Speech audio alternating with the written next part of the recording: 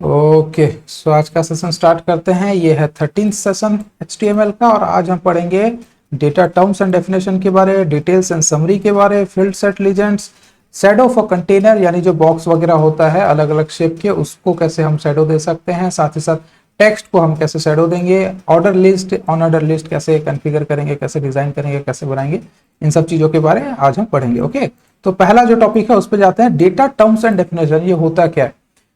Data terms जो होता है, डीटी टैग हम लोग यूज करते हैं डेटा टर्म्स के लिए, और डेफिनेशन के लिए डीडी यूज होता है। ओके, ये हम प्रैक्टिकल में समझेंगे ही, बट थ्योरेटिकल इतना जान लीजिए कि डेटा टर्म जो होगा वो एक तरीके का हेडिंग होगा और डेटा डेफिनेशन उसके अंदर का कंटेंट होगा। ओके, हम जैसे पैराग्राफ लिखते हैं तो हेडिंग्स यूज करते हैं, हेडिंग यूज करते हैं और उसके नीचे का कंटेक्स्ट हम लोग वहां लिखते हैं। इससे होता यह है कि जो हमारा हेडिंग है उसका कंटेंट थोड़ा सा नॉर्मल मोड में रहता है या फिर उसका थिकनेस कम रहता है, हेडिंग का जो होता है थिकनेस ज्यादा रहता है। इस तरीके से हम लोग डिफाइन करते हैं। अगर हमें उसी चीज को पैराग्राफ वाइज ना लिख करके एक लिस्ट वाइज लिखना पड़े, ओके, तो हम उस जगह पे इनका यूज करते हैं, डेटा टर्म्स और डेफिनेशन का, डेटा लिस्ट का। ओके, इससे होता यह है कि आप बहुत सारे शॉपिंग साइट्स में या ऐसे वेबसाइट में देखे होंगे जहां पर की चीजों को जो है थोड़ा सा डेफिनेशन उनके बारे में लिखा गया होता है और वो लिस्ट वाइज होता है। आप उसे क्लिक करते हैं तो वो एक्सपैंड होता जाता है, राइट। उन सब चीजों को हम प्रैक्टिकल करके देखेंगे। जैसे ही आप प्रैक्टिकल जाएंगे आपको पता चल जाएगा कि मैं क्या बात कर रहा हूं। ओके, तो ये कल के हैं कुछ, कल हमने ये सब बना के देखा था। ठीक है, मैं इन सब चीजों को अभी क्लियर करता हूं। ये सब हम क्लियर कर देते हैं और आज शुरू से फिर से अलग अलग टॉपिक्स को देखेंगे। ओके, बॉडी पार्ट भी मैंने क्लियर किया। ओके, इतना हमारा ये है। तो पहला हमारा जो टॉपिक है डेटा टर्म्स एंड डेफिनेशन, ये क्या होता है देखते हैं। इसे किस तरीके से बनाते हैं प्रैक्टिकली। बॉडी के अंदर मैं काम कर रहा हूं। डेटा टर्म्स के लिए हमें क्या करना पड़ेगा, पहले डेटा लिस्ट क्रिएट करना पड़ता है, डीएल। ओके, डीएल जो होता है एक लिस्ट क्रिएट करेगा। एक लिस्ट के अंदर जैसे कि हम डीआईवी टैग यूज करते हैं, जो डीआईवी टैग होता है उसके अंदर हम चीजों को रखते हैं, बहुत सारी चीजें रख सकते हैं। ठीक उसी तरीके से डेटा लिस्ट हम बना रहे हैं। DL stand for data list. Data list के अंदर डेटा टर्म रहता है और डेटा डेफिनेशन रहता है। तो एक लिस्ट बनाने का मतलब एक बॉक्स बना रहे हैं जिसके अंदर हम एक हेडिंग देंगे और उसमें हमारा जो है कंटेंट लिखेंगे, उसके बाद फिर एक हेडिंग देंगे, उसके बाद फिर उसके रिलेटेड कंटेंट लिखेंगे। इस तरीके से बनाएंगे, जैसे बनेगा आपको समझ में आ जाएगा। ओके, ये हो गया डेटा लिस्ट। डेटा लिस्ट के अंदर हमें क्या देना है, डेटा टर्म देना है। डेटा टर्म में एक ये हेडिंग है, तो जैसे आप H1 H2 के अंदर हेडिंग्स लिखते हैं, ठीक उसी तरीके से डेटा टर्म के अंदर आपको हेडिंग्स लिखने होते हैं। ओके, तो वो जो डेटा टर्म है उसमें हेडिंग हम लोग क्या देंगे, जैसे कि सपोज इलेक्ट्रॉनिक आइटम कुछ है तो मैं यहां दे देता हूं इलेक्ट्रॉनिक समथिंग मैंने दिया, और यहाँ पे डेटा टर्म के नीचे मुझे डेटा डेफिनेशन लिखना है। डेटा डेफिनेशन में आप यहाँ पे लिख सकते हैं सपोज ये हो गया कुछ सैमसंग का टीवी सपोज। ओके, ये सैमसंग टीवी ऐसा कुछ मैंने लिख दिया। उसके बाद यहाँ पे एक और डेटा टर्म मुझे देना है और इसका जो है प्राइस मैं देना चाहता हूं सपोज। ओके, ये हो गया उसका प्राइस, और उसके साथ ही साथ डेटा डेफिनेशन देंगे। इसे मैं जब आपको दिखाऊंगा आउटपुट समझ में आएगा, अभी ये समझ में नहीं आ रहा होगा। एक बार आउटपुट देखने के बाद सारी चीजें क्लियर हो जाएंगी। प्राइस की जगह मुझे क्या देना है, प्राइस की जगह मुझे देना है यहाँ पे सपोज 70,000 का टीवी है मान लीजिए एग्जाम्पल के तौर पे। ओके, और मैं इसे सेव करता हूँ, Alt Shift F formatting. Okay, save कर दिए और इसे हम लाइव देखते हैं। मैं क्या इसे open with live server,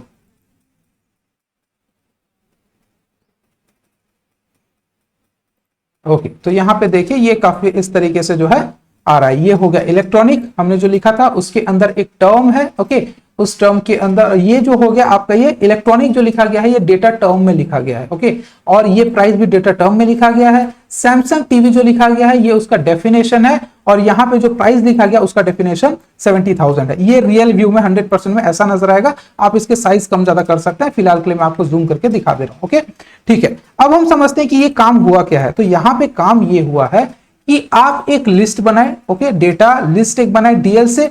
DL के अंदर आपने डीटी लिखा।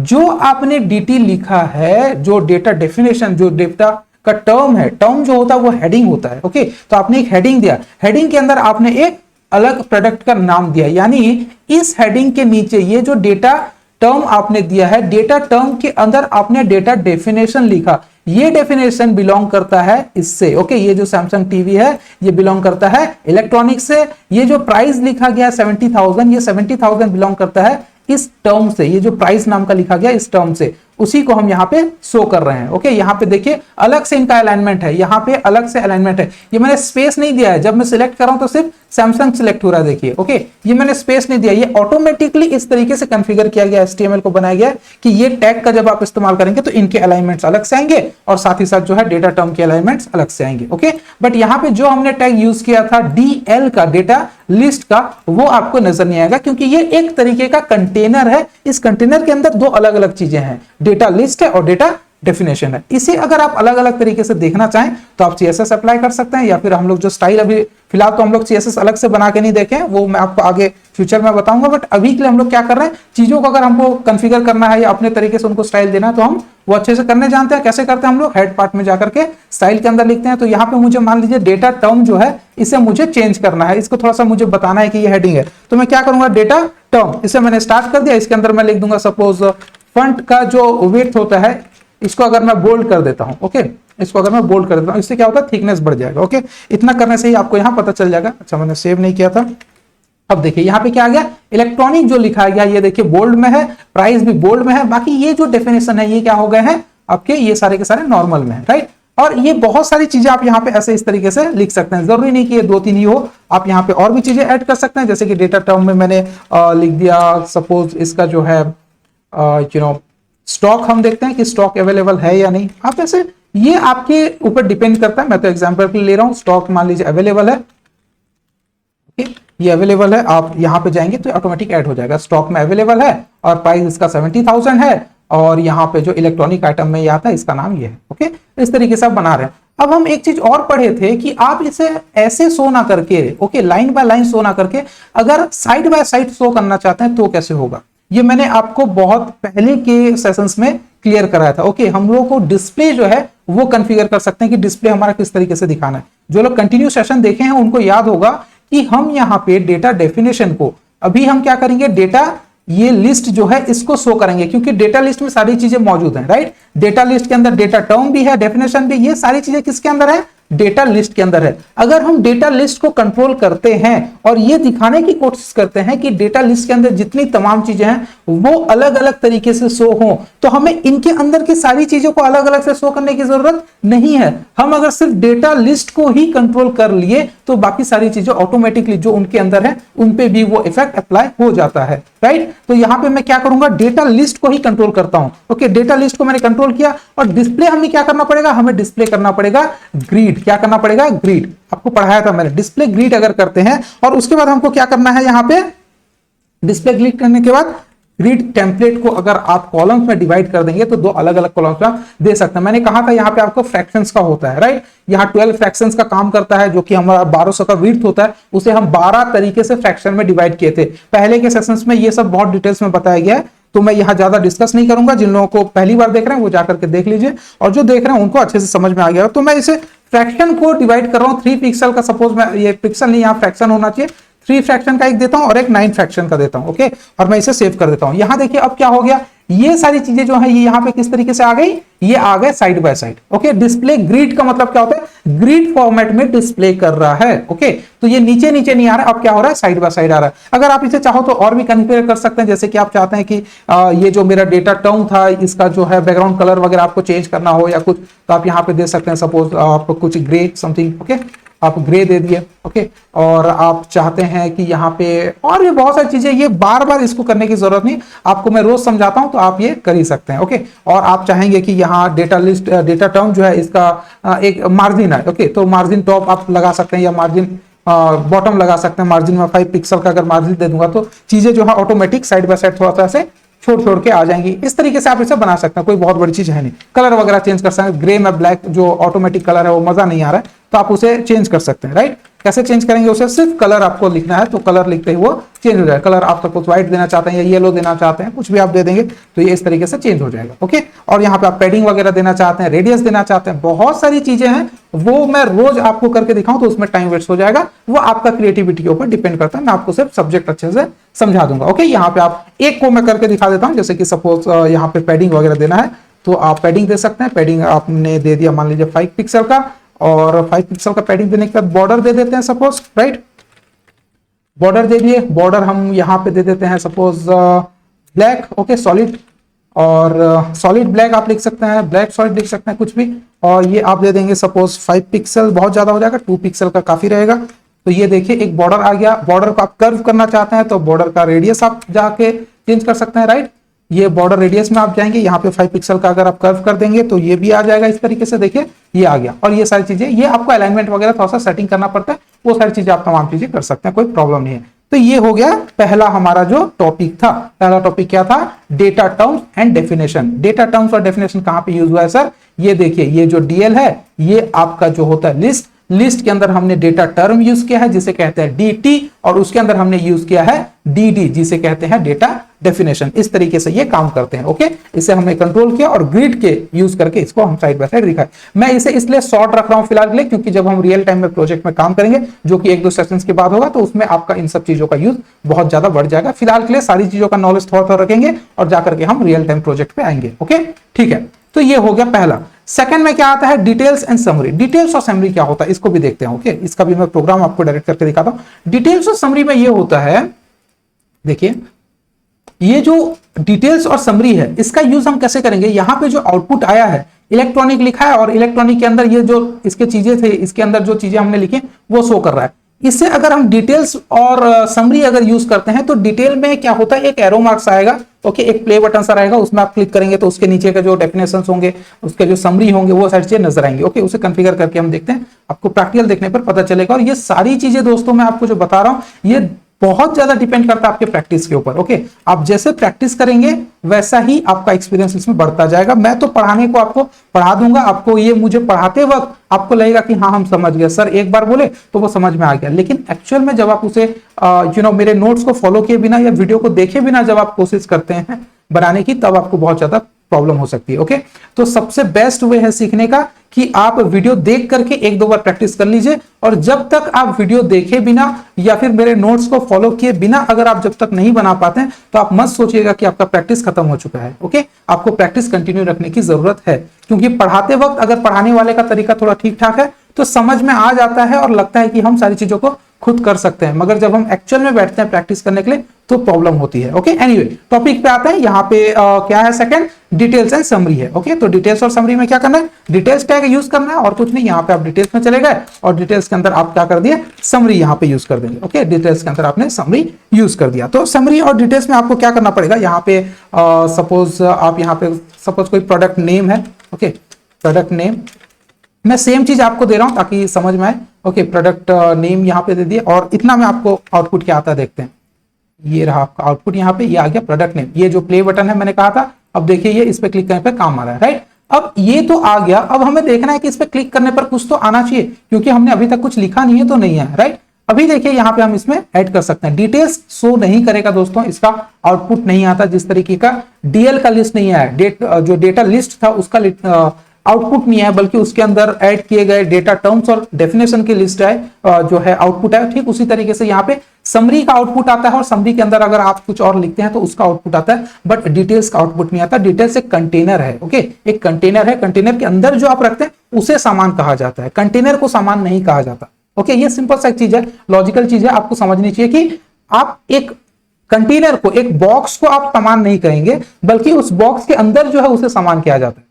हाँ, अगर वो बॉक्स किसी दूसरे बॉक्स के अंदर मौजूद है तो वो बॉक्स भी एक सामान हो गया, राइट। तो अगर मैं इस डिटेल्स को एक अलग डिवीजन के अंदर रखता हूं तो डिवीजन के लिए ये डिटेल्स एक कंटेंट है, लेकिन फिलहाल के लिए समरी के लिए और आने वाले बाकी तमाम चीजें जो इसके अंदर हम लिखेंगे उन सब के लिए डिटेल क्या है? एक कंटेनर है, एक बॉक्स है जिसके अंदर सामान रखा जा रहा है। ओके, तो इस तरीके से आपको रिलेट करना है इसे। एंड मैं यहाँ पे डीएल स्टार्ट कर देता हूं। ओके, एक लिस्ट मैंने यहाँ पे बनाया और इसके अंदर मैं एक डेटा डेफिनेशन देता हूं, और यहाँ पे मैं प्रोडक्ट, यहाँ पे प्रोडक्ट डिटेल्स लिख देते हैं इसे। Okay, product details, okay sorry DETAILS, ये उस तरीके से ले रहा था टैग के तरीके से। डेटा टर्म जो है इसे मैं नेम कर देता हूं, और नेम के अंदर हमें क्या करना है? डीडी हम लोग यूज करते हैं, राइट, डेटा डेफिनेशन के लिए। तो मैं यहाँ पे देता हूं सैमसंग टीवी। ओके, ये जरूरी नहीं है कि आप साइड बाय साइड ही इसे एंड करें, ये मैं न्यू लाइन करके इस तरीके से भी कर सकता हूं, बट एक प्रैक्टिस जो होता है एक स्टैंडर्ड लेवल का, वो फॉलो किया जाता है कि डेटा डेफिनेशन यूजुअली एक लाइन में ही वो खत्म हो जाता है। तो उसको आपको जरूरी नहीं है कि जैसे डेटा लिस्ट, हमने यहाँ पे डेटा लिस्ट लिखा है और ठीक उसी डेटा लिस्ट को हमने यहाँ पे एंड किया। इस तरीके से आप इस चीजों को भी यहाँ पे एंटर करके इस बीच में कंटेंट लिखें और जो डेटा डेफिनेशन है उसे बाद में एंड करें। ऐसा जरूरी नहीं होता है। क्यों जरूरी नहीं होता है? क्योंकि ये चीजें यूजुअली एक लाइन में खत्म हो जाती है। तो जो चीजें एक लाइन में खत्म हो रही है, अच्छा होगा, बेहतर होगा कि आप उसके जो एंड टैग है उसे लास्ट में लिख दें। इससे आपके कोडिंग का लेंथ जो है वो कम रहता है, आप मिनिमम कोडिंग में उसे ठीक से बना पा रहे हैं। इट मींस ओके, ठीक है। डेटा डेफिनेशन नेम के अंदर मैं लिख देता हूं Samsung TV. Okay, Samsung TV मैंने लिख दिया, जो पहले वाला हम लोग का था वही लिख रहा हूं। डेटा टर्म्स में हम लिख देते हैं इसका प्राइस। ओके, और प्राइस के बाद मुझे फिर क्या लिखना पड़ेगा दोस्तों? यहाँ पे प्राइस के बाद मुझे लिखना पड़ेगा इसके डेटा डेफिनेशन। और प्राइस में हम लोग क्या लिखे थे? 70,000 लिया था शायद मैंने, तो मैं कर दिया 70,000। और यहाँ पे एक और डेटा टर्म ले जाते हैं और यहाँ पे लिख देते हैं कि ये स्टॉक में अवेलेबल है कि नहीं है। ओके, और यहाँ पे डीडी स्टॉक में अवेलेबल है, तो मैं लिख देता हूँ यहाँ पे अवेलेबल। ओके, और इसके बाद कितने पीसेस हैं या क्वांटिटी, ऐसा कुछ आप लिखना चाहो तो वो भी लिख सकते हो। डेटा टर्म, सॉरी ये डेटा टर्म होना चाहिए, डी डेटा टर्म, और यहाँ पे क्वांटिटी कितना है? ओके, QTY करके शॉर्ट में रख रहा हूं मैं। क्वांटिटी आपका DD में कितना रहेगा? सपोज यहाँ पे अभी 34 पीसेस बचे हैं, इतना मैं सेव करके आपको दिखाने की कोशिश करता हूँ। तो ये देखिए आपका ये जो है आउटपुट इस तरीके से है। डेटा डिटेल्स जो है वो तो आ गया, मगर इसे क्लिक करने पर देखिए इतनी सारी चीजें आ रही हैं। ये कहां से कॉन्फ़िगर हुआ दोस्तों? ये हमने बना के रखा है CSS, इसलिए ये कॉन्फ़िगर हुआ। CSS मतलब जो हमने स्टाइल ऐड किया, इसे अगर मैं यहां से हटा देता हूं तो ये सारी चीजें चले जाएंगी। राइट, ये हो गया आपका ये। अब देखिए यहाँ पे क्या आ रहा है, अब क्लिक करने पर ये इस तरीके से आ रहा है। राइट, तो इसे हम चाहें तो वो हमारा अच्छा ही था, तो मैं इसे फिर से अंडो कर रहा हूं। जहां पे डेटा लिस्ट है वो ग्रिड व्यू में दिखाएगा और आपके जो ये सारी चीजें जो हैं इस तरीके से शो करेंगे जो हमने अप्लाई किया था। ओके, तो ये बहुत बड़ी बात नहीं है। मुद्दा ये है, आपको समझना ये है कि डेटा जो डिटेल्स और समरी है, ओके, इन दोनों में फर्क क्या है, क्यों ये दोनों चीजें मैं आपको पढ़ाया। पहले में जो डेटा टर्म्स और डेफिनेशन में भी यही चीजें शो होती थी। राइट, जब हम क्लिक किए यही चीजें तो हम वहां पे भी शो कर रहे थे ना, यही चीजें ही हम वहां देख रहे थे। राइट, यही चीजें हम वहां पे देख रहे थे। बट अभी क्या हो रहा है, अभी हम जब डिटेल्स में क्लिक करते हैं, डिटेल्स में जब क्लिक करते हैं तब हमें शो करता है आउटपुट। लेकिन पहले वाले में क्या था, वो जैसे ही आपका वेब पेज लोड होगा वो शो करेगा। राइट, तो यहां पे अगर ऐसे बहुत सारे लिस्ट होंगे तो आप सारी चीजों को एक साथ शो नहीं करना चाहते हैं। कई बार आपको ऐसे वेबसाइट बनाना पड़ता है, आप रियल टाइम में प्रोजेक्ट करें तो जो यूजर है, जो यूज कर रहा है उस वेबसाइट को, उसे सिर्फ वही डेटा शो हो जिस डेटा को वो देखना चाहता है। राइट, जरूरी नहीं है कि आप सारी चीजों को शो करें।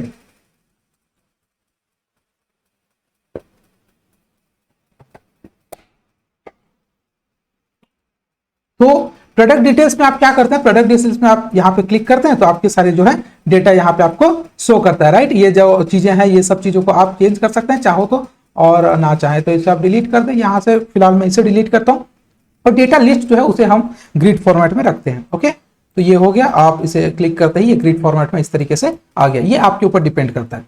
दोनों के बीच में डिफरेंस बस इतना है कि आप इसे क्लिक करके देख सकते हैं एक एक करके, और इसे आप क्या करेंगे, जैसे ही लिखेंगे ये जैसे आपका वेब पेज लोड होगा वो शो करेगा ऑटोमेटिक, आपको कहीं क्लिक करने की जरूरत नहीं पड़ती है। ओके, इसे मैं एक और ऐड कर देता हूं, जैसे एक और डिटेल्स में यहाँ पे ऐड कर दिया। ये हो गया, कॉपी किया मैं इसे और यहां जाकर के मैं इसे पेस्ट कर देता हूं और यहाँ पे प्रोडक्ट डिटेल्स की जगह सपोज शिपिंग एड्रेस ऐसा कुछ लिख देते हैं। राइट, शिपिंग डिटेल्स, और यहाँ पे नेम की जगह मैं दे रहा हूँ सपोज आपका एड्रेस, एंड एड्रेस में सपोज मैं यहाँ पे दे देता हूँ कुछ बेंगलोर, हैदराबाद, या आप कहीं का भी दे सकते हैं। मैं दिल्ली दे रहा हूँ। ओके, और यहाँ पे जो प्राइस है इसके जगह मैं पिन लिख देता हूँ। राइट, पिन कोड ऐसा कुछ होगा, ये हो गया पिन कोड, और यहाँ पे एक डमी सा कुछ डाल देते हैं। ओके, उसके बाद यहाँ पे स्टॉक है, इसके जगह मैं आपको ब्लॉक दे सकता हूँ या कॉलोनी या लैंडमार्क, ऐसा कुछ भी आप दे सकते हैं। राइट, इन सब चीजों को मैं यहीं पे रख रहा हूँ, ज्यादा टाइम्स इन सब चीजों में नहीं देंगे। अभी देखिए आपको ये दिखाना जरूरी था, इस पे क्लिक करते हैं तो इसके डिटेल्स आते हैं और इस पे क्लिक करते हैं तो इसके डिटेल्स आते हैं। आप इस तरीके से कॉन्फ़िगर कर सकते हैं। ये छोटी छोटी चीजें हम पढ़ा रहे हैं, अभी सीख रहे हैं, बट इनको जब आप रियल टाइम प्रोजेक्ट में यूज करेंगे तो छोटे छोटे पार्ट्स में हालांकि, बट ये आपके वेबसाइट को डायनामिक बनाता है, खूबसूरत बनाता है। पता चलता है कि हाँ जो बनाया है उसे एग्जैक्टली नॉलेज है कि चीजों को किस तरीके से डिलीवर करना है। राइट, आप सारी चीजों को दिखा रहे हैं, अननेसेसरी चीजों को दिखा रहे हैं तो फिर कोई मतलब का नहीं है। गूगल इतना फेमस क्यों है, उसके यूजर इंटरफेस की वजह से। हालांकि उसका एल्गोरिथम बहुत स्ट्रांग है, सारी चीजों को ला करके आपको शो कर रहा है, बट एक्चुअल में वो जितना मिनिमम हो सकता है उतना दिखाने की कोशिश करता है। गूगल में जब आप जाते हैं वेब पेज में, पहला पेज गूगल का जो होम पेज होता है, वहां बस एक सर्च बटन आपको नजर आएगा, बॉक्स में आप कुछ इनपुट देंगे और एंटर करते ही वो इतना सारा डिटेल्स आपको देगा। वो नहीं बोल रहा है कि सारी चीजें दिखा दे, ये करे वो करे, नहीं, जितना कम हो सकता है यूजर इंटरफेस को आप जितना प्लेन रखेंगे, जितना सिंपल रखेंगे यूजर के लिए, वो उतना ही ज्यादा इंटरैक्टिव वे में काम करेगा, वो उतना ही ज्यादा अच्छा लगेगा यूज करने में। वो कोई गेम नहीं है कि उसमें बहुत सारे ग्राफिक्स डाल दिए और लोड होते ही कहीं से पॉपअप हो गया, ये हो गया वो हो गया, वो अच्छा नहीं लगता है। जितना सिंपल हो उतना अच्छा लगता है। ओके, हालांकि प्रॉपर तरीके से सिंपल होना चाहिए। सिंपल का मतलब ये नहीं कि आपको कुछ नहीं आता है इसलिए आप सिंपल बनाए, आपको सब कुछ आना चाहिए, उसके बाद आप उसे सिंपल बनाएंगे ना तो वो प्रोफेशनल लेवल का सिंपलनेस होगा। ओके, तो दोनों में फर्क होता है। एनीवे, वो धीरे धीरे आप समझ जाएंगे। तो आप कहना चाहते हैं कि सर इनमें से कोई एक अगर बाय डिफॉल्ट में दिखाना चाहता हूं, अगर सामने वाले को, क्या कुछ लोगों को इतना नहीं पता होता है, जो टेक्निकल नहीं होते हैं, कि यहाँ क्लिक करने पर ये ऐसे एक्सपेंड होगा, ये होगा वगैरह, तो आप बाय डिफॉल्ट एक को दिखाना चाहते हैं और एक को ऐसे रखना चाहते हैं। ओके, तो हम क्या करते हैं, उसके लिए भी हमारे पास यहाँ पे कुछ हमें एट्रीब्यूट्स यूज करने पड़ेंगे। जैसे कि डिटेल्स में यहाँ पे आपका क्या होता है, डिटेल्स में आप चले गए और यहाँ पे बाय डिफॉल्ट आप इसे ओपन करके रख सकते हैं। तो ये क्या हो जाएगा, यहाँ पे ओपन होकर के रहेगा, ओपन होकर के रहेगा। ये देखिए मैं इसे लोड कर रहा हूँ, फिर भी बार बार ओपन होकर के रहेगा।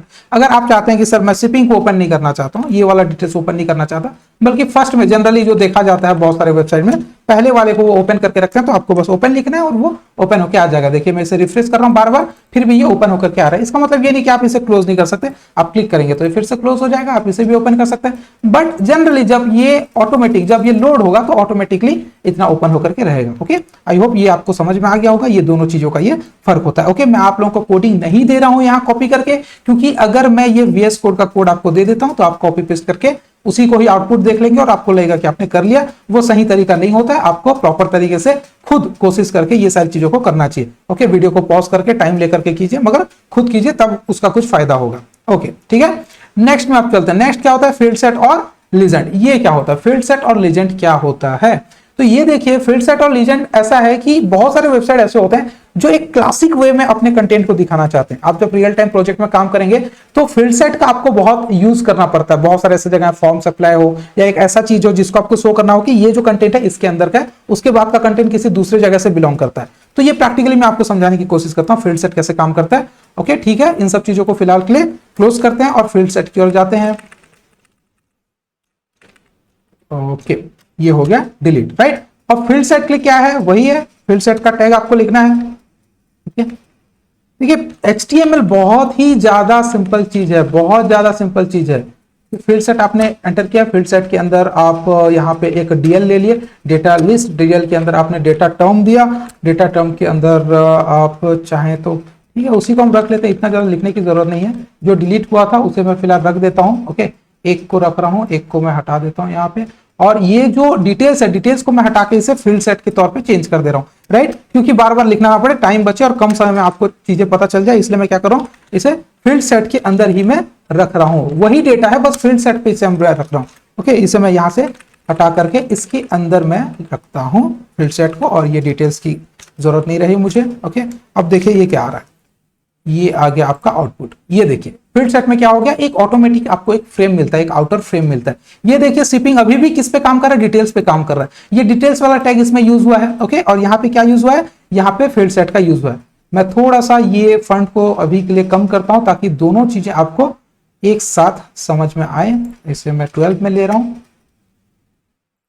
ओके, अब देखिए यहाँ पे क्या हो रहा है, कुछ ज्यादा ही छोटा हो गया, बट यहाँ पे आपको डिफरेंस दिखाने के लिए, ठीक है, ये फील्ड सेट का एरिया है। ओके, और ये जो है आपका डिटेल्स का एरिया है। डिटेल्स का एरिया का जो आउटपुट है वो कैसा आ रहा है और फील्ड सेट का एरिया कैसा आउटपुट आ रहा है, ये जानने के लिए मैंने ये दोनों चीजों को एक साथ दिखाया। इसमें क्या हो रहा है, डिटेल्स वाले एरिया में आपको प्ले बटन का वहां ऑप्शन है, प्ले बटन पे क्लिक करने पर आपके जो है डेटा वहां पे शो हो रहे हैं। और यहाँ पे क्या हो रहा है, फील्ड सेट में आपको कुछ क्लिक करने की जरूरत नहीं है, बल्कि इसके फील्ड सेट के अंदर जितने चीजें हैं, जितनी चीजें इसके अंदर आ रही है, वो सारे के सारे एक फ्रेम में आ रहे हैं, राइट। तो उन सब चीजों को आपको ध्यान देना होता है। थोड़ा सा इसे बढ़ा लेते हैं फिर से। ओके, अब देखिए आउटपुट क्या हो रहा है, ये आपका इस तरीके से आ रहा है और ये जो है इस तरीके से आ रहा है। ओके, इसे भी मैं चेंज कर देता हूं फिलहाल के लिए। ये डिटेल्स को भी मैं क्या कर देता हूं, फील्ड सेट पे चेंज कर देता हूं। ओके, और ये समरी की अब जरूरत नहीं रही मुझे, ये समरी मैं हटा सकता हूं यहां से, और ये जो डिटेल्स है ये फील्ड सेट पे चेंज कर दिया। अब देखिए दोनों के दोनों फील्ड सेट में आ गए। अब मुझे फील्ड सेट को कॉन्फ़िगर करना है तो क्या करना पड़ेगा, स्टाइल के अंदर मुझे जाना है, राइट। स्टाइल के अंदर जाकर के मैं क्या करूंगा, ये फील्ड सेट मुझे चेंज करना था, तो मैं क्या कर दूंगा, फील्ड सेट। फील्ड सेट में क्या करना है, मुझे एक मार्जिन दे देता हूं, ताकि चीजें जो है मार्जिन टॉप दे देते हैं, सपोज 20 पिक्सल का, तो दोनों चीजें अपने अपने जगह पे अलग अलग से आएंगे, बीच में कैप रहेगा। ओके, ये दोनों आ गए। यहां पे क्या हो रहा है, देखिए आपके जो कंटेंट है वो सारे के सारे कंटेंट किस में आ रहे हैं, एक बॉक्स में आ रहा है ऑटोमेटिक। फील्ड सेट क्या करता है, एक बॉक्स क्रिएट करता है और उसके अंदर आप जो चीजें रखती हैं वो ऑटोमेटिक आ जाती हैं। इसको आप फिर से चेंज कर सकते हैं। यहां पे फील्ड सेट के साथ एक और चीज मैंने कहा है, क्या है फील्ड सेट के साथ, लीजेंड। क्या है, लीजेंड है। लीजेंड क्या होता है, फील्ड सेट आपने देख लिया, फील्ड सेट के अंदर ये चीजें देखिए, एक ही चीज को मैं बार बार यूज कर रहा हूं, मैं ये बार बार नहीं लिख रहा, राइट, ये मैं बार बार नहीं लिख रहा, ये नेम, सैमसंग, प्राइस वगैरह नहीं लिख रहा हूं, ये तो एक लिस्ट है। ओके, ये एक डेटा लिस्ट है। इस डेटा लिस्ट को मैं अलग अलग कंटेंट पे लिख रहा हूं। जब मैं इसे डिटेल्स में लिखता हूं तो ये प्ले बटन के साथ आता है, जब मैं इसे सिर्फ डीएल में लिखता हूं तो ये ऑटोमेटिकली शो होता है, जब मैं इसे फील्ड सेट में रख रहा हूं तो ये एक फ्रेम के अंदर आ रहा है, राइट। सामान वही है, कंटेंट वही है, बट कंटेनर चेंज होने पर उसका अपीयरेंस भी चेंज हो जाता है, राइट। तो ये चीजें हर जगह कॉमन है, इतना ध्यान दीजिए, ये हर जगह कॉमन है, बस चेंज हो रहा है तो क्या चेंज हो रहा है, उसके कंटेनर चेंज हो रहे हैं। यहां पे फील्ड सेट चेंज हो गया तो वो फील्ड सेट का जो मोड होता है इसमें आ गया, इस तरीके से आ गया। ओके, अब ठीक है, इसमें मैं लीजेंड ऐड करने की कोशिश करता हूं। लीजेंड क्या होता है, फील्ड सेट के अंदर अगर आप लीजेंड यूज करते हैं तो लीजेंड में आप जो लिखेंगे वो आपके कंटेनर का जो होता है एक तरीके से हेडिंग होता है। जैसे कि ये क्या है, प्रोडक्ट का है ना, तो ये मैं कर देता हूं प्रोडक्ट डिटेल। जो आपने वहां पे समरी दिया था, सिर्फ वही चीज को हम यहां पे क्या करते हैं, लीजेंड कहते हैं। ओके, बहुत सिंपल सा चीज है। देखिए यहां पे जो डेफिनेशन था, यहां पे जो टर्म्स था, ओके, ये जो टर्म था वही आपका हेडिंग था, यहां पे जो समरी था वो आपका हेडिंग था, यहां पे जो लीजेंड है वो आपका हेडिंग है। ओके, तो ये प्रैक्टिकली आपको समझ में आएगा। यहां पे लीजेंड के अंदर मैं प्रोडक्ट डिटेल्स अगर लिखता हूं तो क्या आ रहा है ये आपको समझ में आ जाएगा। ओके, ये हो गया आपका प्रोडक्ट डिटेल्स। ओके, अब मैं इसे सेव करता हूं। अब देखिए यहां पे क्या आ गया, ये रहा आपका आउटपुट, ये क्या आ गया, प्रोडक्ट डिटेल्स। ऐसे वेबसाइट आप बहुत जगह पे देखे होंगे जहां पर कि ऐसे शो होता होगा, राइट। ये वो कुछ यूज नहीं करते, आपको लगता होगा वाह कितना अच्छा बना है ये, एक्चुअल में वो बस यूज किया गया होता है फील्ड सेट और लीजेंड्स का। लीजेंड को आप लिखोगे तो लीजेंड इस तरीके से आएगा, बाय डिफॉल्ट लेफ्ट साइड में रहता है। आप इसे अलाइनमेंट वगैरह चेंज कर सकते हैं स्टाइल में जाकर के, राइट। इसे मैं चेंज करके दिखाता हूं, थोड़ा सा इसे डायनामिक बना के देखते हैं, आपको अच्छा लगेगा देखने में। यहाँ पे एक और लीजेंड मैं यूज कर देता हूँ, ये एड्रेस का था ना, शिपिंग एड्रेस, तो हम इसे फील्ड सेट में क्या करते हैं, लीजेंड ऐड करेंगे और लीजेंड में हम क्या देंगे, ये है शिपिंग एड्रेस। ओके, आपके लिए प्रैक्टिस बहुत जरूरी है, मैं बार बार कह रहा हूं, शिपिंग एड्रेस। आप प्रैक्टिस नहीं करेंगे तो आपको लगेगा सर पढ़ा रहे हैं तो मस्त समझ में आ रहा है, जब आप खुद करोगे तब समझ में आएगा कि कितने प्रैक्टिस की जरूरत है, राइट। अब हम क्या कर सकते हैं, इन चीजों को हम थोड़ा सा स्टाइल देते हैं, हम जाते हैं स्टाइल में और चेंज करके देखते हैं क्या क्या कर सकते हैं, राइट। तब हमें थोड़ा अच्छा लगेगा कि हमने इतना कुछ किया है। तो लीजेंड की जगह हमें चेंज करना है। लीजेंड में क्या करना है, हमें एक बॉक्स शैडो यूज करना है। ओके, बॉक्स शैडो यहाँ पे जो मैंने लिखा हुआ है, ये शैडो फॉर कंटेनर, इस चीज को मैं पढ़ा रहा हूं फिलहाल। ओके, ये जो शैडो फॉर कंटेनर है इसको मैं यूज करने वाला हूं, देखिए। ओके, तो ठीक है, बॉक्स शैडो होता है, क्या लिखते हैं हम लिखते हैं बॉक्स शैडो। ओके, क्या लिखते हैं, बॉक्स शैडो। बॉक्स शैडो में देखिए यहाँ पे 4 अलग अलग चीजें होती हैं। ओके, पहला आपको लिखना होता है कि हॉरिजॉन्टल कितना उसका विड्थ रहेगा, वर्टिकल उसका विड्थ कितना रहेगा, ब्लर कितना होगा और कलर कितना होगा, वो मैं आपको करके दिखा। पहला होता है हॉरिजॉन्टल। ओके, हॉरिजॉन्टल मतलब मान लीजिए 2 पिक्सल उसका, ये सब चीजों को मैं 0 करता हूं। ओके, ये मैं 0 रख दिया, ये भी 0 रख दिया, ये भी 0 रख दिया और कलर मैं दे देता हूं सपोज रेड। ओके, अब आपको पता चलेगा इसका फर्क जो होता है। यहाँ पे क्या आ गया, कुछ भी अभी तक फिलहाल आपको डिटेल्स में नजर नहीं आ रहा क्योंकि मैंने अभी तक कुछ किया नहीं है। तो यहाँ पे मैं एक एक करके यहाँ पे साइज देता हूं। ये मैं कर दिया इसको 2 पिक्सल। ओके, 2 पिक्सल, क्या क्या मैं 2 पिक्सल। ये देखिए इस साइड पे क्या आ गया, 2 पिक्सल का एक रेड कलर का आपको नजर आ रहा होगा, राइट। ये रेड कलर का आपको नजर आ रहा होगा, ये क्या है, आपका बॉक्स शैडो है। ओके, बॉक्स शैडो है। अब मैं यहाँ क्या करूंगा, 2 पिक्सल मैं हॉरिजॉन्टल दिया, वर्टिकल भी मैं 2 पिक्सल देना चाहता हूं, वर्टिकल मैं 2 पिक्सल देना चाहता हूं, तो ये क्या हो गया, वर्टिकल भी आ गया, देखिए। ओके, हॉरिजॉन्टल वर्टिकल दोनों चीजें आगे फिलहाल, ये हो गया वर्टिकल, ये हो गया हॉरिजॉन्टल। ओके, उसके बाद क्या होता है, यहां पे मैं ब्लर करना चाहता हूं, ये होता है ब्लर का एरिया। 3rd नंबर में जो आप लिखते हैं वो ब्लर, कितना ब्लर आएगा, तो सपोज मैं 3 पिक्सल का यहां पे ब्लर देता हूं, तो इससे क्या हो जाएगा, हल्का सा ब्लर हो, क्या है, नजर आ रहा है आपको, पूरा एकदम से रेड बोर्ड नहीं आ रहा है, हल्का सा ब्लरिश वाला एक जो होता है वो टेक्सचर आ रहा है, उसके साथ ही साथ रेड हो गया। यहां पे आप चाहे तो बॉक्स का जो होता है बॉर्डर भी दे सकते हैं, राइट। बॉर्डर देंगे तो अच्छा लगेगा, बॉर्डर क्या होना चाहिए, बॉर्डर होना चाहिए रेड। ओके, सॉलिड का कितना देंगे हम लोग, सपोज 2 पिक्सल का दे देते हैं, 2 पिक्सल का सॉलिड दे देते हैं, ये हो गया बॉक्स, इस तरीके से बॉक्स आ गया। ओके, अब आप चाहते हैं कि ये बॉक्स थोड़ा सा कर्व होकर के आए, आपको क्या करना पड़ेगा, बॉर्डर रेडियस देना पड़ेगा, राइट। ये चीजें मैं बार बार समझा रहा हूं बट आगे नहीं समझाऊंगा, मैं बस करता जाऊंगा, इसको आपको समझना होगा, क्योंकि आप जब कंटिन्यूस देखते हैं तो वो चीजें आपको हो जाती है, इसमें कोई बहुत बड़ी चीज है नहीं। तो ये हो गया बॉर्डर 5 पिक्सल का, ओके, रेडियस, सॉरी। अब देखिए ये कैसा लुक आ रहा है, ये इस तरीके का लुक आ रहा है, राइट। बट ये थोड़ा सा क्लासिक नहीं लग रहा है, रेड कलर मुझे पर्सनली भी पसंद नहीं है और आपको ज्यादा वेबसाइट में यूज करना भी नहीं होता। तो यहाँ पर्सनल की तो कोई मैटर नहीं करती मेरी, लेकिन मैं आपको प्रोफेशनल वे में अगर समझाऊं तो रेड कलर का आपको यूज कम ही करना है, वो ज्यादा उतना अच्छा लगता नहीं है। हम इसे एक प्रोफेशनल लुक दें तो क्या होगा, हम यहाँ पे इसे सॉलिड जो रेड है इसके जगह हम ग्रे देंगे तो मेरे ख्याल से ज्यादा अच्छा लगेगा। ओके, आपको ये कॉम्बिनेशंस को समझना है क्योंकि इस पे आपको काम करना है, तो ये कॉम्बिनेशन को समझना है। ऐसा नहीं कि हर जगह को लाल पीला हरा कर दिए, ऐसे में एकदम रायता फैल जाएगा, अच्छा नहीं लगेगा। ओके, आप चीजों को जो है थोड़ा सा प्रोफेशनल रखें, वो ज्यादा बेहतर लगेगा। ये देखिए अभी लग रहा है कि आपको हाँ ये कुछ किया गया है, राइट। अब देखिए एक प्रॉब्लम यहाँ पे आपको देखने को मिल रहा होगा कि यहाँ पे देखिए ये प्रोडक्ट डिटेल्स जो लिखा गया है, इसके कंटेंट, इसकी जो लंबाई है इसके हिसाब से ही वो बॉक्स आ गया है।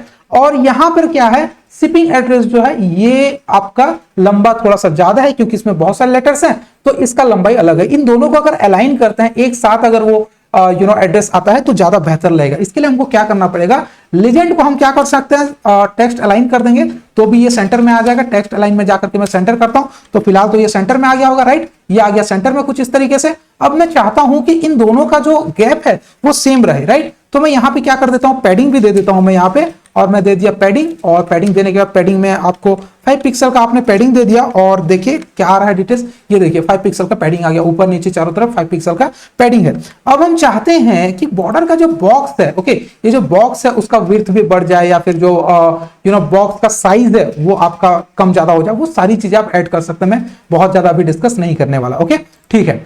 इसके साथ ही साथ आप चाहते हैं कि ये जो बॉक्स दिया गया है ना, ये फील्ड का जो बॉक्स है ये तो हमारा लीजेंड है, राइट। ये हमारा लीजेंड है, शिपिंग एड्रेस और आपका प्रोडक्ट डिटेल, ये लीजेंड है। बट आप चाहते हैं कि ये जो बॉक्स बना हुआ है फील्ड के लिए, ये फील्ड भी इस तरीके से शो हो तो ज्यादा मजा है। तो हमको क्या करना है, सेम चीजें, ये सेम चीजें आपको कॉपी कर देनी है, और किसके लिए इसे सेट करना है, फील्ड के लिए सेट कर दीजिए, राइट। इसे आपको चेंज कर देना, और इसके हमको क्या कर देना है, इसको हमको कर देना है field, okay, field set.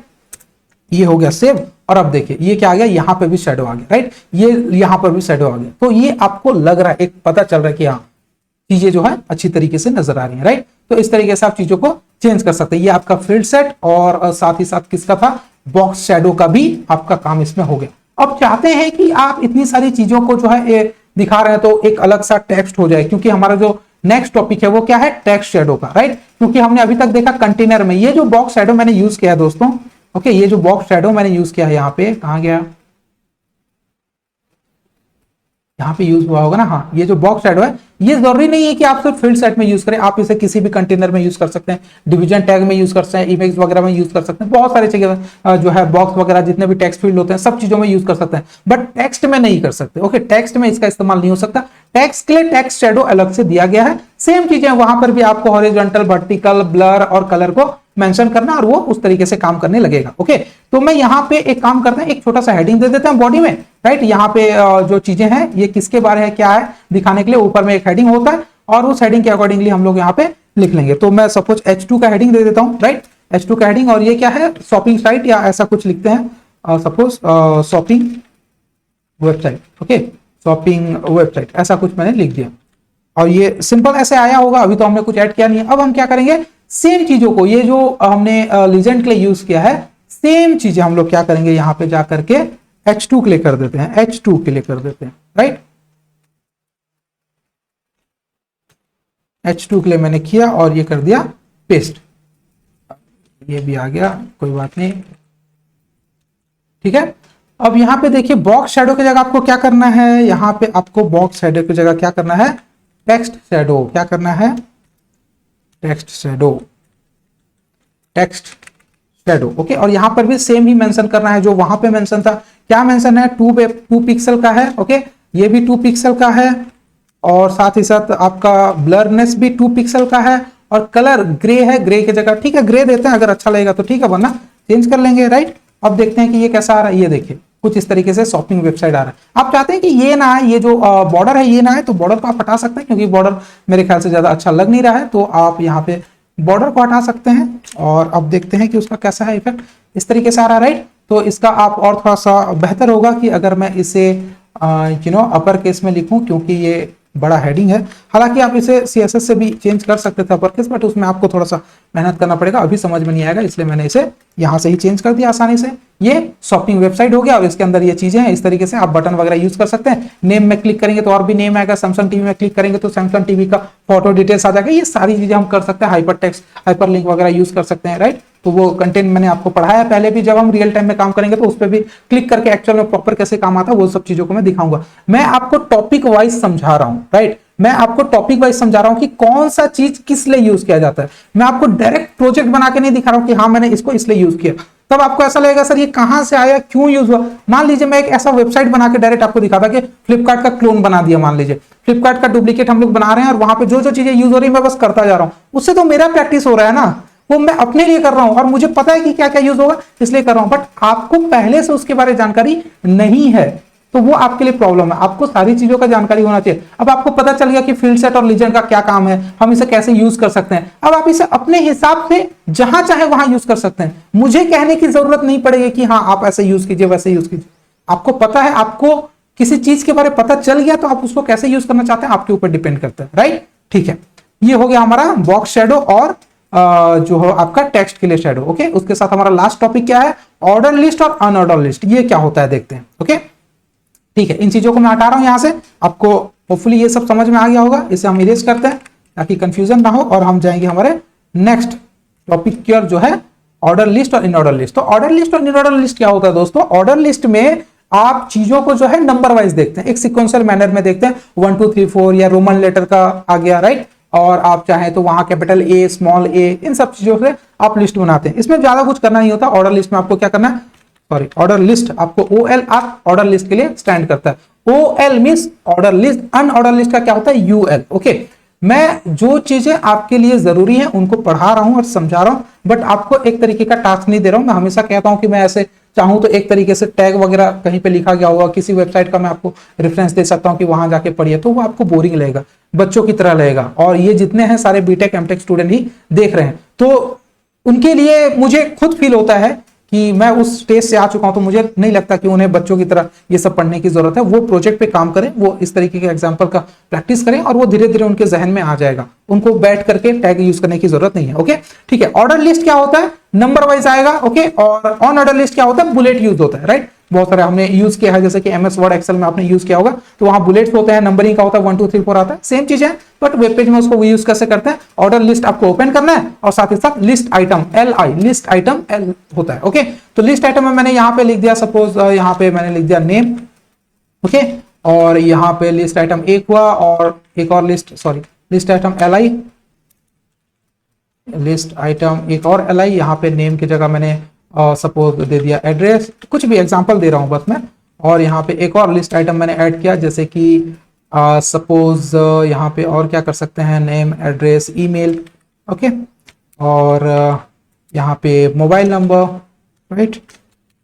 Okay, mobile इस तरीके से करेंगे तो इसका आउटपुट क्या आएगा, देखिए ये हो गया उसका आउटपुट। क्या आ गया, नेम आ गया, एड्रेस आ गया, ईमेल आ गया और मोबाइल नंबर आ गया। क्या हमने लिखा था दोस्तों 1 लिखा था क्या, 2 लिखा था क्या, नहीं लिखा था। यहाँ पे देखिए सिलेक्ट हो रहा है, नेम सिलेक्ट हो रहा है क्योंकि हमने लिखा ये एक टेक्स्ट फॉर्मेट है। बट मैं यहां से ड्रैग कर रहा हूं, शुरू से ड्रैग कर रहा हूं, बट नहीं हो रहा है। यहां देखिए सारी की सारी चीजें सिलेक्ट हो रही, बट वो नंबर सिलेक्ट नहीं हो रहा है क्योंकि वो सिस्टम के तरीके से, सिस्टम की तरफ से आया है, उसे आप कॉपी नहीं कर सकते। आपने ये डेटा दिया था, ये डेटा दिया था, ये तो खुद कंप्यूटर ने जनरेट किया, राइट। 1 2 3 4 कंप्यूटर ने जनरेट किया है, तो ये होता है ऑर्डर लिस्ट। ओके, ये ऑन ऑर्डर लिस्ट कैसे होता है, यहाँ पे एक ऑर्डर लिस्ट ले लिए, अब ऑन ऑर्डर लिस्ट की ओर जाते हैं। यहाँ पे मैं ऑन ऑर्डर लिस्ट आपको समझाता हूँ, काफी सिंपल रखने की कोशिश कर रहा हूं मैं, कॉम्प्लिकेटेड नहीं कर रहा हूं, राइट।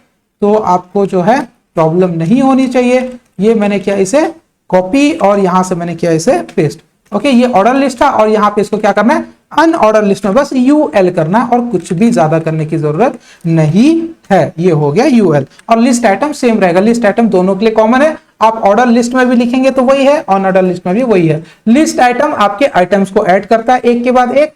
ऑर्डर लिस्ट आप में 1 2 3 4 या फिर ABCD ये सब चीजें यूज करता है। और उसके बाद अनऑर्डर लिस्ट क्या करता है, ऑन ऑर्डर लिस्ट आपको बुलेट का यूज करके देता है। मैं इसे सेव करता हूं और आउटपुट आपको दिखाता हूं। आउटपुट क्या आ गया दोस्तों, इस तरीके से बुलेट में आ गया। यहाँ पे देखिए ये बुलेट्स हैं, ओके, इनको आप चेंज कर सकते हैं, कैसा चाहिए क्या चाहिए कॉन्फ़िगर करके देख सकते हैं। इससे आप चाहेंगे तो रिवर्स मोड में देख सकते हैं, 4 3 2 1 आएगा, क्योंकि आप जब रियल टाइम में काम करेंगे प्रोजेक्ट में, आपके ऊपर ऐसे असाइनमेंट्स होंगे जहां पर कि आपको जो है ऐसे वेबसाइट बहुत सारे होते हैं जहां पर रिसेंट आइटम को आपको दिखाना होता है टॉप में, राइट। तो आप जो पुराने स्टॉक हो चुके हैं उन्हें बहुत कम लोग इंटरेस्टेड होते हैं, जो नए स्टॉक में आते हैं आइटम, चाहे वो इलेक्ट्रॉनिक्स हो गया, फुटवेयर हो गया, गैजेट्स हो गया, उनको लोग ज्यादा पसंद करते हैं जो नए नए आते हैं। तो आपको उनको नए में दिखाना तो है, बट आपको वहां मेंशन भी करना है कि ये कितने नंबर का आइटम है, राइट। तो उसमें आपको क्या करना है, रिवर्स यूज करना है, ओके। इन सब चीजों को हम यहां से कॉन्फ़िगर कर सकते हैं। ये ऑर्डर लिस्ट आ गया, तो ऑर्डर लिस्ट में मैं यहाँ पे क्या कर सकता हूँ, स्टार्ट, ओके। सपोज यहाँ पे आप कहना चाहते हैं कि सर आपने बस बताया कि यहाँ पे 1 2 3 4 कैसे आएगा, हम चाहते हैं कि हम यहाँ पर टाइप इसका चेंज करें।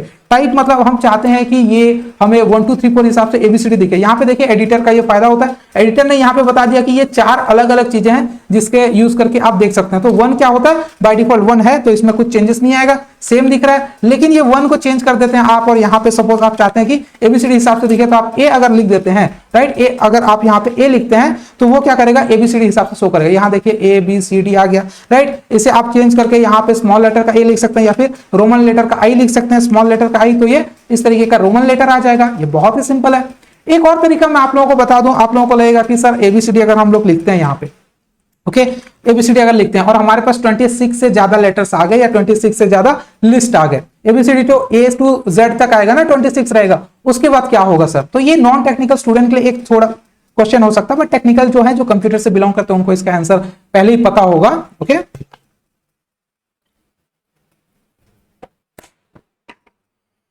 तो ऐसे केसेस में क्या होता है दोस्तों, अगर आप 26 से ज्यादा है, एबीसीडी जेड तक हो गया है, तो वो सिंपल तरीके से ए से स्टार्ट होगा, A B A C A D होगा। अगर ये भी कंप्लीट हो जाता है, लास्ट में जेड जेड हो जाता है, तो फिर से ए बी ए सी इस तरीके से स्टार्ट होता है, ओके। तो इसमें कोई बहुत बड़ी चीज है नहीं, हालांकि ये पूछ लिया जाता है कभी कभी इंटरव्यू में, तो थोड़ा सा इसका ध्यान रखिएगा, ओके, ठीक है। अब आप चाहते हैं सर यहाँ पे हम नंबर में ही देंगे टाइप, ठीक है, हम लोग नंबर ही दे दिए, एक नंबर दे दिए और ये 1 2 3 4 आ गया। अब चाहते हैं कि सर हमारे पास बहुत सारे लिस्ट हैं, बट हम इसे रिवर्स ऑर्डर में देखना चाहते हैं, 4 से आना चाहिए, तो आपको सिर्फ यहाँ पे रिवर्स लिखना है, सेव कर देना है 4 3 2 1, ओके। यहाँ पे आप जितना आइटम्स ऐड करते जाएंगे ये उतना ही ज्यादा बढ़ते जाएगा। मान लीजिए मैं यहाँ पे एक और आइटम लिस्ट आइटम ऐड कर देता हूँ, यहाँ पे मैं मोबाइल नंबर की जगह यहाँ पे सपोज मैं व्हाट्सअप ऐसा कुछ लिख देता हूँ, ऐसा तो कुछ, ये मान लीजिए व्हाट्सअप मैंने लिख दिया, तो क्या होगा, ऑटोमेटिक 5 में आ गया और नीचे व्हाट्सअप जो है वहां पे टॉप में जो है एक नंबर पे आ गया। इस तरीके से आप इसे चेंज कर सकते हैं, ओके, ठीक है। और साथ ही साथ और क्या है, एक और ट्रिकी क्वेश्चन यहाँ पे इंटरव्यू में पूछा जाता है दोस्तों, उसको ध्यान रखिए कि मान लीजिए मैं एबीसीडी दिखाना चाहता हूं, ओके, एबीसीडी दिखाना चाहता हूं और एबीसीडी दिखाने के बाद मैं रिवर्स दिखाना चाहता हूं, या फिर मान लीजिए एक और चीज मैं आपको बता दूं, मैं टाइप 1 2 3 4 दिखाना चाहता हूं और मैं चाहता हूं कि एक पर्टिकुलर नंबर से स्टार्ट हो, ओके, ऐसा नहीं कि ये 1 से स्टार्ट हो जाए, 1 2 3 4 आए, बट मैं चाहता हूं कि स्टार्ट होने का जो है वो एक पर्टिकुलर नंबर से स्टार्ट हो, मैं चाहता हूं कि 7 से स्टार्ट हो, ओके। तो क्या हो गया, ये यहाँ पे देखिए 7 से स्टार्ट हो गया। थोड़ी देर के लिए मैं यहाँ से रिवर्स को हटा देता हूं वरना आप कंफ्यूज हो जाएंगे। यहाँ पे देखिए मैंने क्या किया, 7 8 9 10 11, इससे क्या हो रहा है, इसे कहते हैं एट्रीब्यूट। ये क्या है, टाइप एक एट्रीब्यूट है, स्टार्ट एक एट्रीब्यूट है, ये टोटल एक टैग है, राइट, ये टोटल एक टैग है, मगर एक टैग के अंदर ये अलग अलग एट्रीब्यूट्स यूज किए गए हैं, एलिमेंट्स यूज किए गए हैं। इसमें क्या हो रहा है, टाइप, आप टाइप बता रहे हैं कि 1 2 3 4 में आना चाहिए, और आप क्या बता रहे हैं, 7 से स्टार्ट होना चाहिए, राइट, 7 से स्टार्ट होना चाहिए और उसके अकॉर्डिंगली आगे जाना चाहिए। तो क्या हुआ, 7 8 9 10 11 हो गया। अब आप चाहते हैं कि 1 से स्टार्ट हो, 7 से स्टार्ट हो और 1 2 3 4 हो, बट रिवर्स मैनर में, किसमें, रिवर्स मैनर में। तो क्या होगा, देखिए यहाँ पे रिवर्स मैनर में 7 6 5 4 3 2 3 4 तक आ गया। अगर आप स्टार्ट करेंगे यहाँ पे, आप चाहते हैं कि 3 नंबर से स्टार्ट हो रिवर्स में आए, तो क्या होगा, देखिए यहाँ पे क्या आ गया दोस्तों, माइनस में आ गया। क्या हो गया, माइनस में आ गया। इट मींस अगर आप किसी चीज को 3 से स्टार्ट करते हैं तो वो 0 में तब खत्म होगा जब उसमें 4 आइटम्स हो। अगर 5 आइटम्स होगा तो रिवर्स में जाना है, तो 0 के बाद क्या आएगा, रिवर्स में माइनस आएगा, तो वहां पे -1 2 3 4 इस तरीके से ऐड होता जाएगा। एक और मैं ऐड कर देता हूं आपके तसल्ली के लिए, यहाँ पे लिस्ट आइटम में जाकर के मैं सपोज यहाँ पे इंस्टाग्राम लिख देता हूं, ओके, इंस्टाग्राम लिख देते हैं, तो यहाँ पे देखिए ये क्या हो जाएगा, -2 में आ जाएगा, ओके।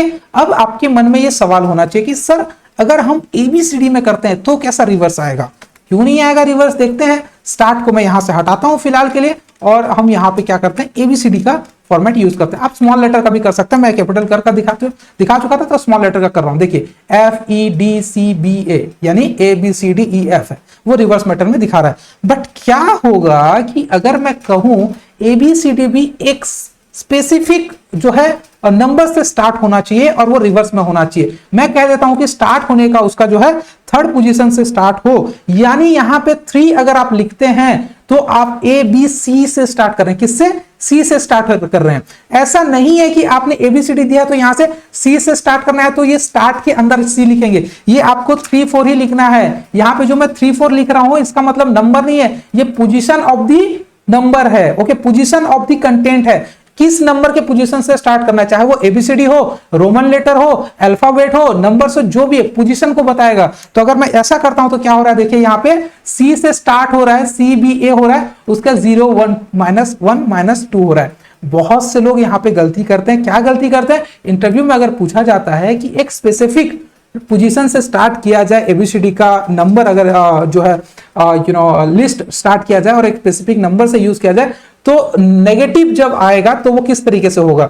तो जो बिगिनर्स होते हैं वो ये गलती कर बैठते हैं, वो कहते हैं कि सर -A -B -C आएगा। ऐसा नहीं होता है दोस्तों, क्योंकि वो एक वैल्यू नहीं है, एक वैलिड वैल्यू नहीं है। माइनस में कोई अल्फाबेट कैसे रह सकता है, राइट? माइनस में सिर्फ और सिर्फ नंबर्स आते हैं, डिजिट्स आते हैं, अल्फाबेट्स माइनस में नहीं आता। इसलिए जब नंबर्स जो अल्फाबेट आपके खत्म हो जाते हैं पॉजिटिव तरीके से, उसके बाद जो माइनस स्टार्ट होता है या 0 स्टार्ट होता है वो नंबर का होता है और आगे वो माइनस नंबर की ओर से ही जाता है। ओके, तो ये सारी चीजें थी आज की डिटेल्स। इतने सारी चीजें आपको समझने को आई तो आप इसे प्रैक्टिस कीजिएगा और मिलते हैं नेक्स्ट सेशन में। तब तक अपना ख्याल रखिए, हंसते रहिए, मुस्कुराते रहिए, सीखते रहिए, लोगों का मदद करते रहिए। Thank you so much, have a good day.